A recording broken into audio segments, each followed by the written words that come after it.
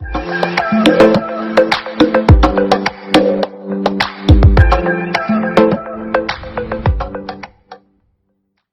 it's Ev, and this is my 3.5 years on T video.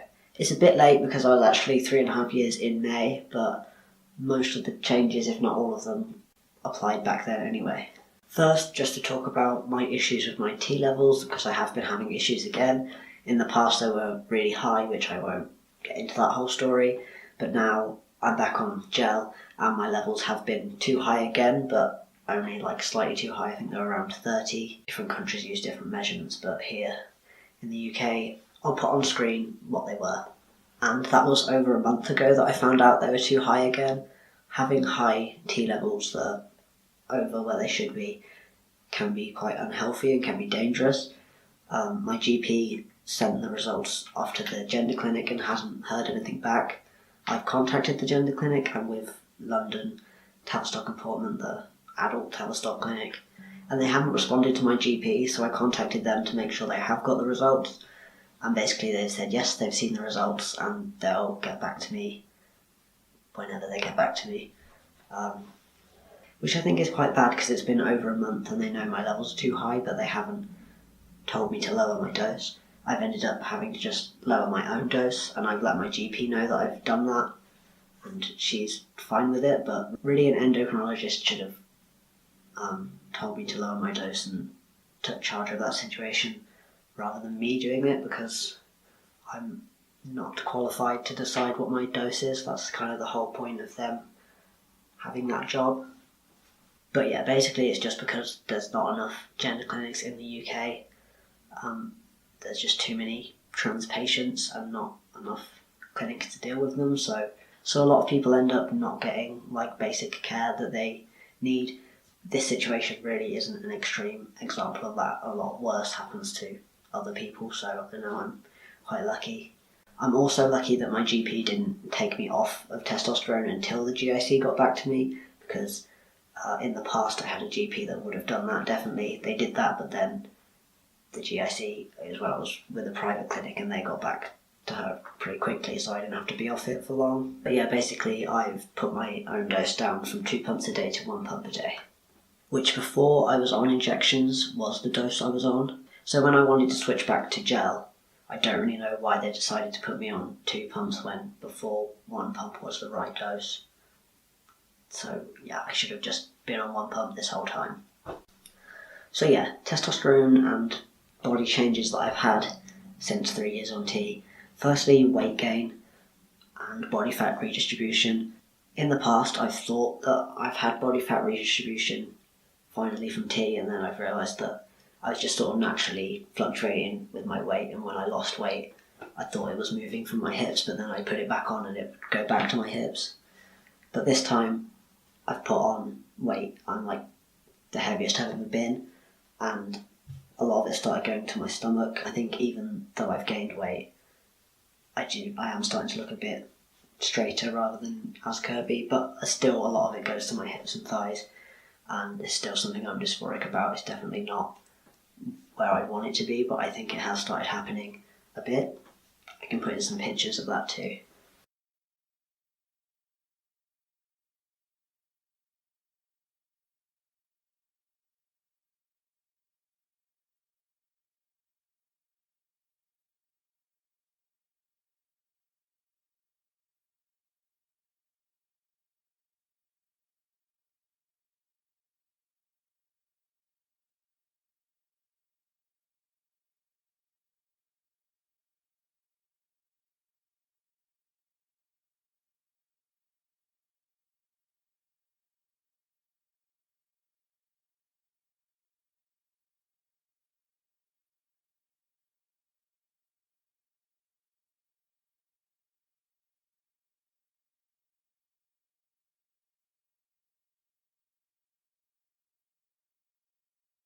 Yeah, the weight gain, I'm not entirely sure if that's from T at all or if it's a mixture of things. I think it's probably a mixture of things, like the pandemic, not going out as much, just there being more vegan junk food options, so I'm eating more of that, maybe other medications and stuff. Yeah, T in general did definitely increase my appetite and I've just sort of slowly been able to eat more and more and manage more and more food without feeling full. Pre-T, at some points I was around 8 stone, just over 8 stone, and now I'm like near 10 stone.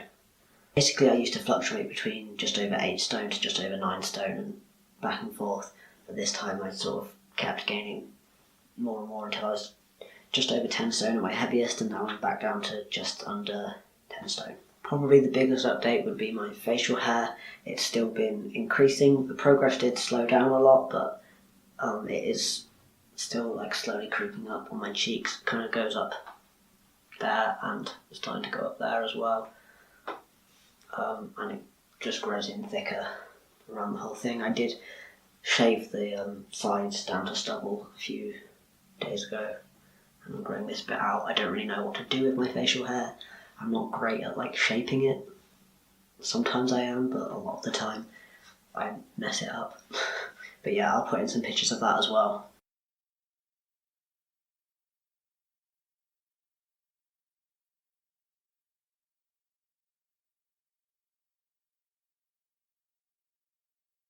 I have been using a beard roller on my cheeks because I don't really have much there, but I haven't used the beard roller on the part where I actually have it, and I don't really know if it has worked or if it's just testosterone.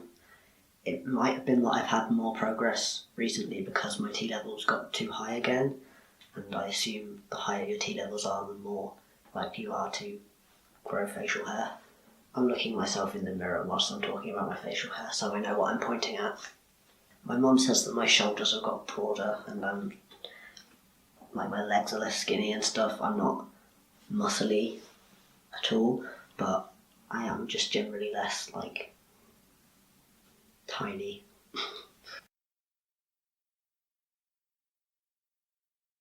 Another big thing is at some point after my 3 years on T, I woke up one day and my body odour had just completely changed like that, like unrecognisable. I was like, what is that smell? I've never smelled that before. I realised it was me. My body odour originally on testosterone didn't change. I just would obviously sweat more and it would maybe be like stronger, or like I just smell more in general. But this time it's not necessarily that it got worse or stronger, it's just a completely different smell, and it was just overnight. Originally I was like so confused, and it like the smell stood out to me so much because I never smelled like that before, and now I'm just used to it as my own body odour, and I can't really remember what I smelled like before. When I changed my dosage back down to 1 pump a day, I did notice feeling more, like a bit more emotional and stuff, and I was still able to cry on T. Even when my levels were really high, I could still cry. And emotional changes like anger, I've never really had that. I don't get angry ever really, and I didn't before. But I know a lot of people say on T they stop being able to cry, and yeah, I definitely haven't had that. But I definitely cry less, so that's good. I'll show you my chest hair. I also need to film a 3 years post-op video for YouTube. I filmed one for TikTok, but I think I'll probably make a longer video for YouTube because my scars have faded really well. And yeah, I'm just covered in hair. I might put in some separate clips and footage of that. And this is what my chest hair is looking like.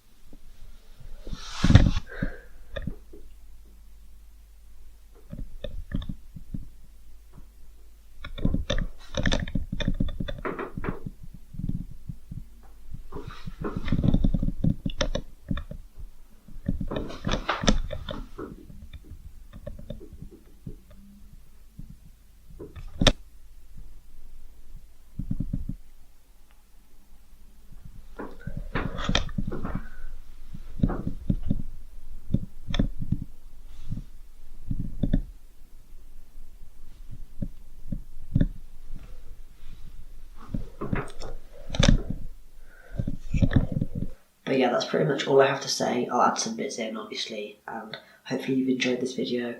Leave any comments, any questions or anything. Follow me on my other social medias. Bye.